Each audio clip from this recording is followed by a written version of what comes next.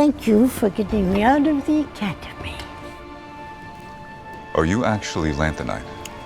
Oh, a couple of drinks and you get personal. That it, Flyboy? As an actor, I just love to jump into my imagination and different worlds, and that's one of the great gifts that we get being actors. You know, one day you're a bank teller, and the next day you're a surgeon, and the next day you're someone thousands and thousands of years old.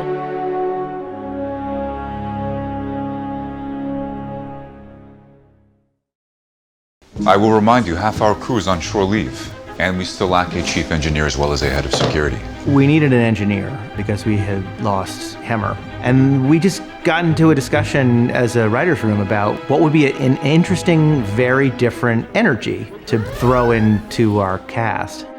I notice you're short a chief engineer on this mission. Indeed. Be happy to sub in. Been 100 years since I've gone out with engines of my own. 100 years, really? So we had this idea about a race of people who lived among humans for thousands of years, unknown to us. Well, my character, Pelia, is thousands of years old, come from a tribe called Lanthanites. That's the accent.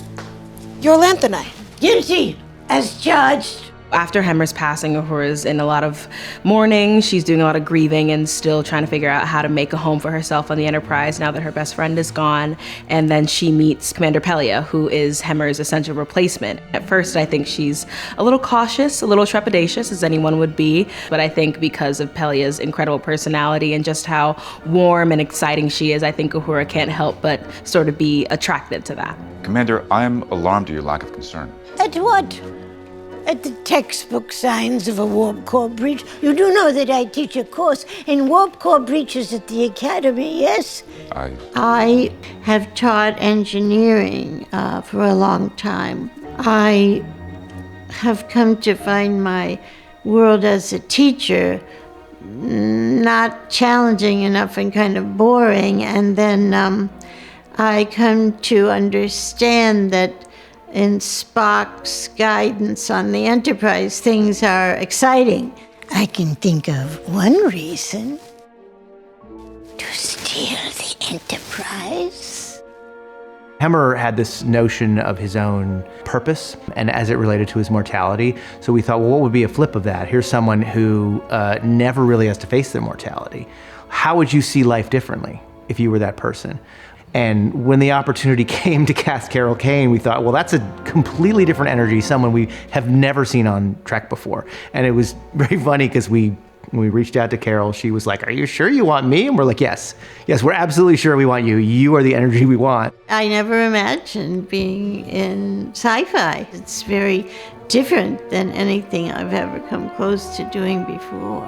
Do you have a good reason to steal the ship? I am having what you humans call a hunch. A Vulcan with a hunch? That's a new one. When she comes into any scene, she is so much herself in a way that I think is kind of perfect for the crew. It really kind of throws people back on their heels. It makes them think about things differently. It forces them to play things differently.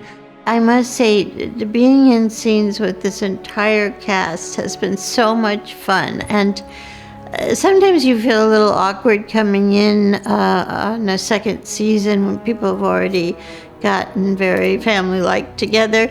And I haven't felt that for 1 second. I think the first person I was able to work with was Ethan Peck, who is just a doll and so talented and handsome to boot, which never hurts. You want to know the worst thing about living almost forever?